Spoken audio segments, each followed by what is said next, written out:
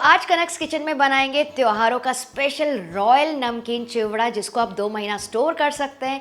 और आप सबके काफ़ी सारे क्वेश्चंस आते हैं कि हमारा चिवड़ा सौगी हो गया, तेल पी लिया, कुरकुरा सा नहीं बना। तो उन सारे प्रॉब्लम्स का करेंगे हम सल्यूशन इस वीडियो में, और साथ ही बनाएंगे मज़ेदार मसाला भी। तो चलिए शुरू करते हैं। तो इसके लिए यहाँ पे मैंने लिया है 2 कप भर के पोहा। तो ये मोटा वाला जो पोहा होता है ना, जिसका हम नाश्ता बनाते हैं, बस वही यूज़ करना है। इसको हम डाल देंगे छन्नी में और इस तरह से ना थोड़ा सा छान लेंगे, ताकि जो भी डस्ट और पाउडर वगैरह वो निकल जाए। क्योंकि क्या है ना, हम इसको डायरेक्टली यूज़ करने वाले हैं। आप चाहें तो इसको कपड़े से पोंछ के भी ले सकते हैं। तो ये देखिए पूरा छन गया है, इसको साइड में रख देते हैं। बनाएंगे एक मज़ेदार नमकीन का मसाला। तो छोटे से ब्लेंडर में मैं डाल रही हूँ 2 टेबलस्पून भर के धनिया के बीज। इसका जो दरदरा टेस्ट आता है ना, बहुत ही मज़ेदार लगता है। 2 टीस्पून भर के ज़ीरा, 2 टीस्पून भर के डाल रही हूँ सौंफ, 2 टीस्पून कश्मीरी लाल मिर्च का पाउडर, 1 टीस्पून हल्दी पाउडर और 1 से 1.5 टीस्पून डाल रही हूँ नमक। आप चाहे तो सादा नमक और काला नमक दोनों यूज़ कर सकते हैं। 2 टीस्पून भर के डाल रही हूँ चाट मसाला या फिर आमचूर पाउडर, जो भी आपको पसंद हो। थोड़ी सी हींग डाल दीजिए, करीबन 1/4 टीस्पून। 1 से 2 टीस्पून भर के डाल रही हूँ शक्कर, एकदम बैलेंस फ्लेवर आएगा। और इन सारी चीज़ों को ना अच्छे से पिस लेंगे, थोड़ा सा चला लेंगे मिक्सी में।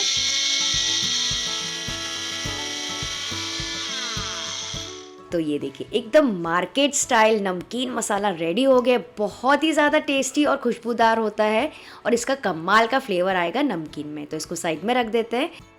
अब ये देखिए मैंने क्या किया है, काफ़ी सारा तेल मैंने रख दिया है गरम होने के लिए। इसमें हम करेंगे फ्राइंग। तो सबसे पहले मीडियम फ्लेम पे गरम करना है इसको, और इसके ऊपर रख देंगे छन्नी इस तरह से, जो कि इसमें ईजिली फिट हो जाए।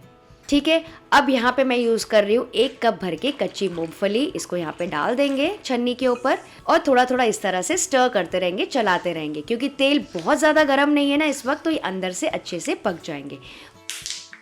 वरना क्या होता है ना, हाई फ्लेम पे जल्दी से ऊपर से डार्क हो जाते हैं और अंदर से कच्चे रह जाते हैं। तो इस तरह से अगर आप छन्नी यूज़ करके करते हैं ना, तो प्रोसेस आपका एकदम आसान हो जाएगा, और सारी चीज़ें ना एक बार में ही फ्राई हो जाती है। बार बार झारे से निकालने का झंझट बिल्कुल नहीं होता है। और सबसे फ़ायदेमंद चीज़ ये है कि इसमें कोई भी चीज़ जलती नहीं है। तो ये देखिए मूंगफली अच्छे से फ्राई हो गई है। तो मैंने इस कलर पे निकाला है, क्योंकि क्या होता है ना, निकालने के बाद भी ना ये थोड़ी सी डार्क हो जाती है। फिर मैं डाल रही हूँ इसमें 1 कप भर के दालिया। ये देखिए ये रोस्टेड जो चना दाल होती है ना, जो कि हम चटनी वगैरह में यूज़ करते हैं, वो मैं डाल रही हूँ। इसको भी डाल के इसको फ्राई कर लेंगे। आप इसको क्या कहते हैं मुझे कमेंट करके पक्का से बताइएगा, क्योंकि इसमें काफ़ी सारे कमेंट्स आते हैं। तो इसको भी इस तरह से थोड़ा चला लेंगे, और इसका जो टेस्ट है ना, काफ़ी अच्छा आता है नमकीन में। और इसको फ्राई होने में ना बहुत ज़्यादा समय नहीं लगता है, क्योंकि पहले से ये भुनी हुई होती है। तो ये देखिए जब ये हो जाएगा ना, तो इस तरह से थोड़ा सा छान लीजिए, ताकि एक्सेस तेल निकल जाए, और इसको भी यहाँ पे निकाल देंगे। तो बड़ी छन्नी से ना सारा काम आपका फटाफट हो जाएगा। अब मैं यहाँ पे डाल रही हूँ आधा कप भर के खोपरा। तो ये सूखा वाला नारियल है, जिसको मैंने इस तरह से स्लाइसेस में काटा है। इसको भी फ्राई कर लेंगे। तो इसको भी मीडियम फ्लेम पे ही फ्राई करना होता है, वरना ये जल्दी से डार्क हो जाते हैं। और इसका जो बाइट आता है ना नमकीन में खाते समय, बहुत ही कमाल का लगता है।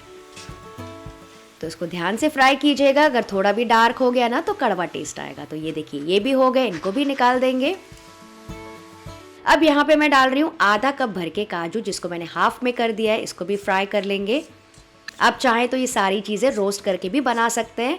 उसका जो जुगाड़ है ना, मैं आपको आगे बताने वाली हूँ। लेकिन क्योंकि हम खास त्योहार के लिए बना रहे हैं ना, इसलिए मैं सारी चीज़ों को फ्राई कर रही हूँ, और ड्राई फ्रूट्स वगैरह भी डाल रही हूँ। काफ़ी अच्छा टेस्ट आता है। ये भी हो गए, इनको निकाल देंगे। फिर मैं डाल रही हूँ 1/4 कप बादाम। इसको भी मैंने हाफ में कर लिया है। ड्राई फ्रूट्स आपको जो पसंद हो डाल दीजिए। आप चाहे तो कम ज़्यादा भी कर सकते हैं, या फिर स्किप भी कर सकते हैं। तो बादाम भी अच्छे से फ्राई हो गए, निकाल देंगे। और अब देखिए मैं डाल रही हूँ आधा कप भर के किशमिश। ये भी जल्दी से फूल जाती है, तो ध्यान से इसको फ्राई कीजिएगा। ये देखिए काफ़ी फूल गई, अच्छे से पक गई है। इसको भी निकाल देंगे। नेक्स्ट मैं डाल रही हूँ मेरी फेवरेट 10 से 12 हरी मिर्चें, जिसको मैंने इस तरह से टुकड़ों में काटा है। तो छन्नी में डालने के बाद इस तरह से ऊपर नीचे करके फ्राई कर लीजिए, तो अच्छे से फ्राई भी हो जाएंगी। और क्योंकि हमने काट लिया है ना, तो फटेंगी भी नहीं। तो इसको भी मीडियम फ्लेम पे ही थोड़ा सा चला लीजिए, ताकि क्रिस्पी हो जाए। इसको भी निकाल देंगे।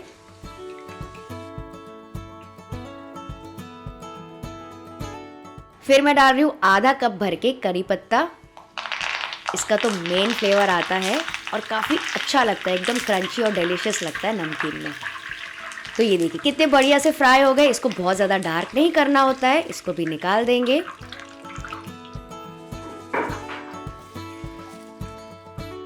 और अब जो पोहा हमने छान के रखा था ना, उसको बैचेस में फ्राई करेंगे।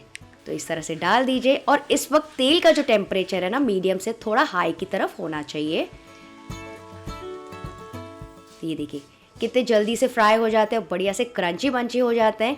वरना तेल का टेम्परेचर अगर कम होगा ना, तो ये तेल एब्जॉर्ब कर लेंगे और एकदम कच्चे कच्चे से लगेंगे। और बस इसी तरह से दूसरा बैच भी फ्राई कर लीजिए।